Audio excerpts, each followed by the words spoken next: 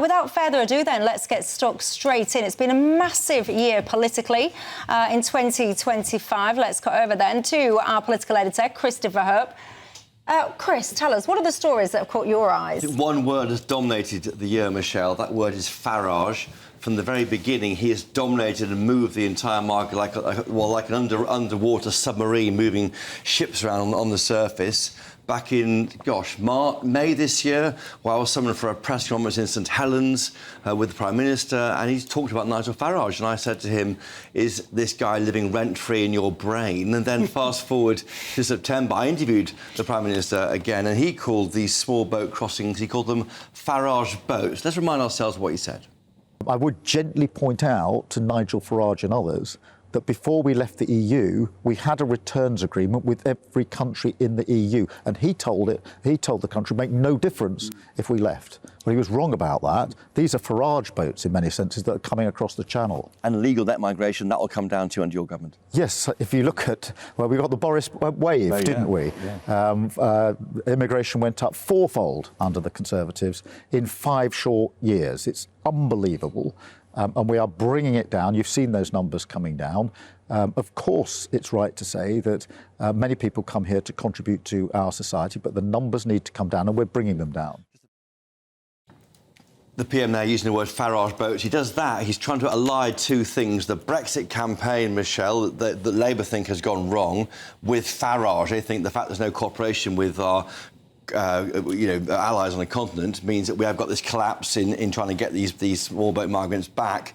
And just earlier from that party conference, we heard Ed Davey mention Nigel Farage 30 times in his speech, and they gave out little characters of Farage and Trump. So really, the Farage has dominated and will dominate again next year, really, because of Labour's failure. The Farage boats, though, didn't stick, did it? No, I mean, they tried to make it. He's completely dominated the conversation. Nigel Farage, that is, on the boats. That particular slogan just didn't take off. It's all in the negative as far as the Prime Minister is concerned. And I can hear many of you at home over your sherry shouting, if that's Starmer's definition of bringing those numbers down, you would hate to then see what it would look like if he decided that they were increasing. What else, Chris? For me, the budget, as ever, huge moment in our political calendar. We were told last year there'd be no more tax increases. Guess what happened? More tax increases, but the budget appeared about 4 weeks of spinning, counter-spinning, a breakfast speech by the Chancellor of the Exchequer, Rachel Reeves. And then, of course, the budget was leaked by the OBR, the Office of Budget Responsibility, an hour and a half early, to complete disaster. Was anyone fired for that? Richard Hughes left within a few days. He, of course, is the boss of the OBR, the forecaster, but the forecaster carries on. But what's happened, the main thing our viewers and listeners will know from the budget is they will be paying more tax by the end of the decade through freezing these tax thresholds, more people drawn into it, nurses and the like. But let's remind ourselves what was said by Rachel Reeves at the budget. So because I am tackling fraud and error in our welfare system, because I am cracking down on tax avoidance, because I am reforming gambling taxation, I can announce today, fully costed and fully funded, the removal of the 2-child limit in full from April.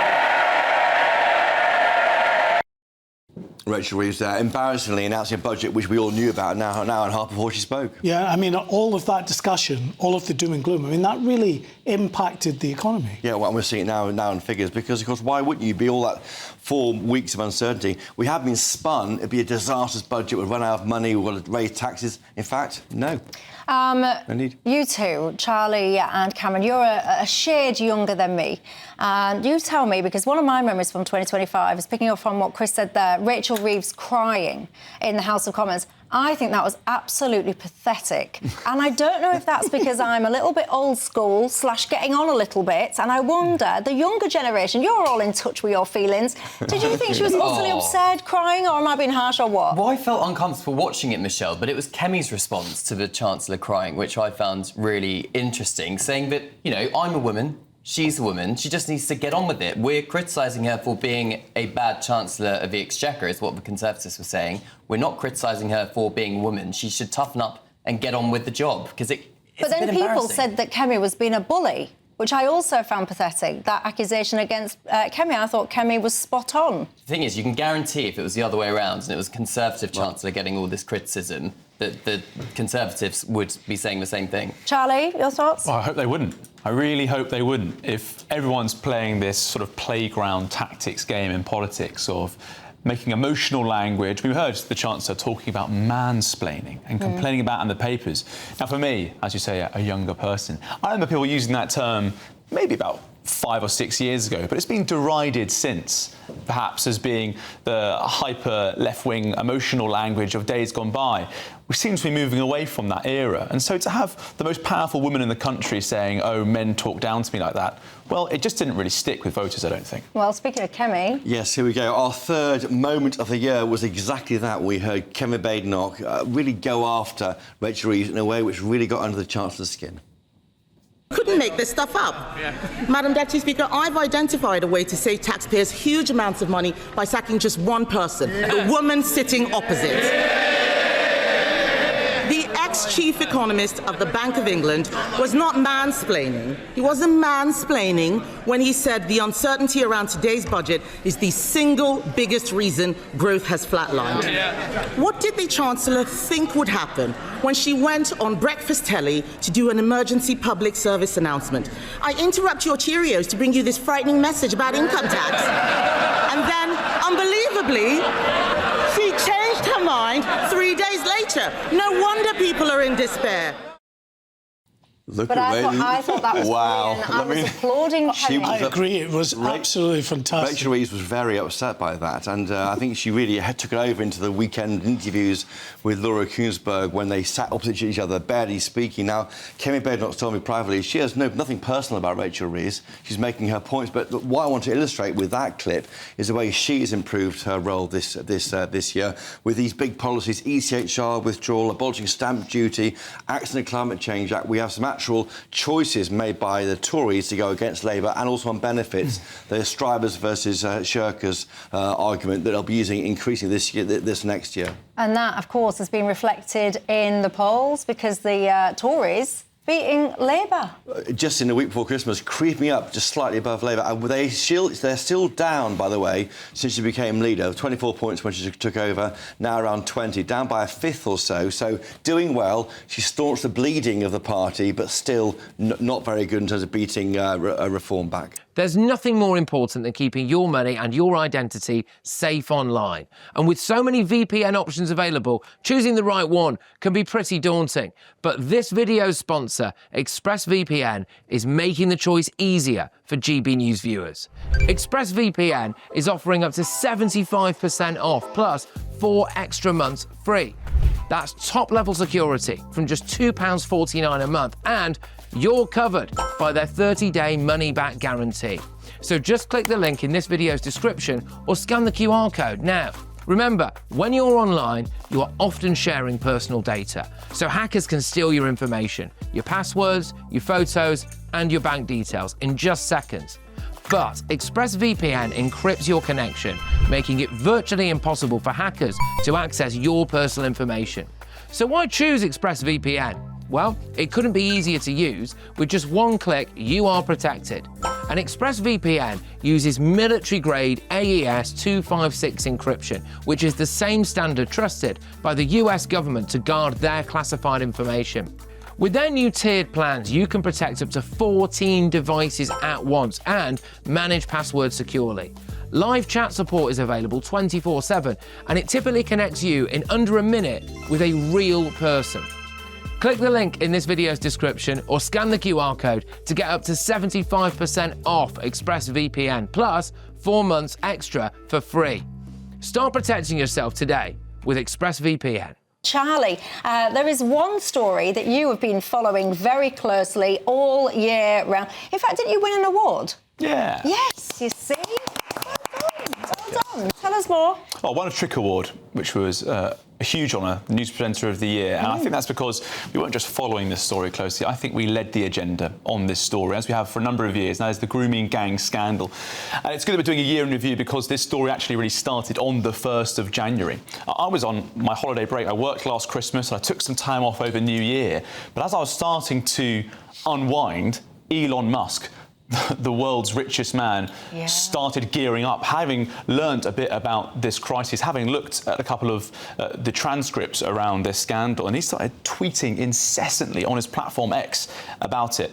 And so I immediately stopped my holiday, and on the 1st of January shared a story I'd been waiting to broadcast for quite a while, actually, for a few weeks. And it was that the government had rejected a request from Oldham Council for a grooming gangs inquiry. And that story set off the atmosphere like wildfire, because it was all well and good Elon Musk talking about stuff that happened 15, 20 years ago. GB News brought it back into the here and now. That set off Kemi Badenoch, all the opposition MPs, then were demanding out of Keir Starmer a public inquiry. And while we went back on the road as the whole world, and really the nation in particular, focused on this issue again, Keir Starmer hosted a press conference at a hospital in Surrey. Our very own Christopher Hope was there, and he said this really quite extraordinary line, that people were jumping on a bandwagon. But what sort of bandwagon? Let's listen to what he said.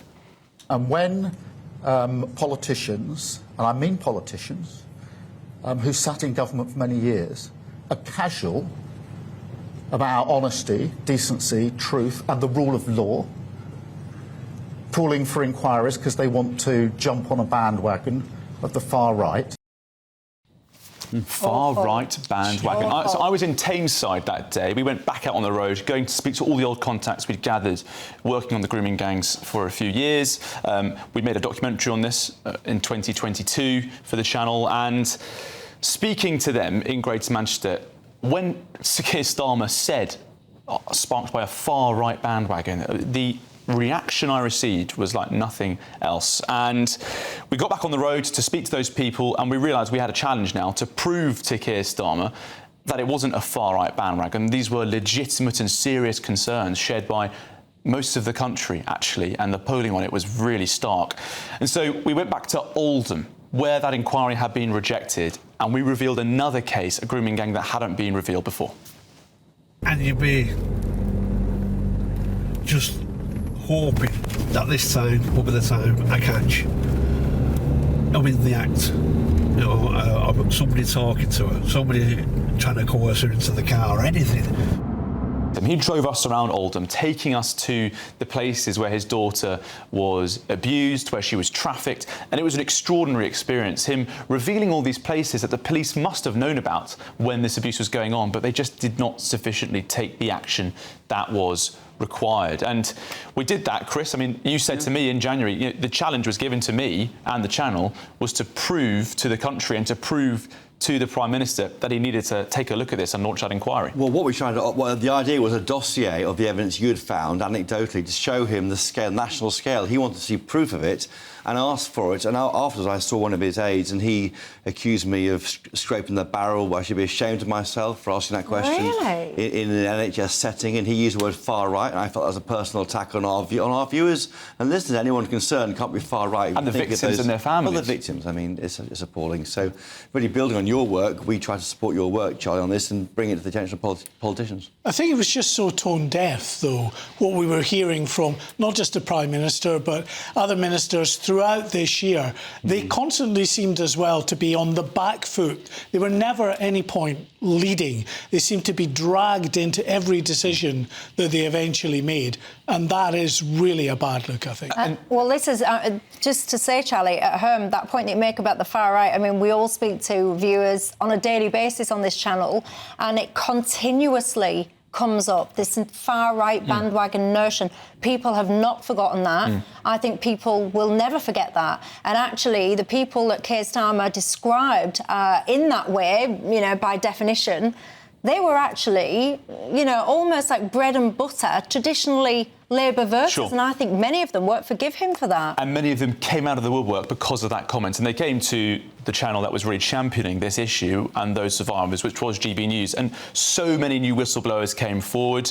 We spoke to a former detective in Greater Manchester who revealed that he was shut down by police officers in West Yorkshire when he started working, and revealed an abuse network in Bradford there. And we also started to compile some of that evidence. We worked with some researchers called called Crime Spotlight, and we gathered for the first time our own audit. While Baroness Casey was working on it, we did our own, and we found trafficking routes that I hope we can show you now right across the country, showing the links between these gangs. There it is now. While a lot of work had been done on the grooming gangs before GB News came on the scene, our work was to show people that this was not a case of isolated gangs in a few northern towns and cities or the West Midlands, such as Telford, but actually this is an organised national network linked by clannishness, linked by culture, and also Class A drugs and guns. These are organised criminal gangs, Michelle. And when we had those findings, we also could show where grooming gangs had operated around the country.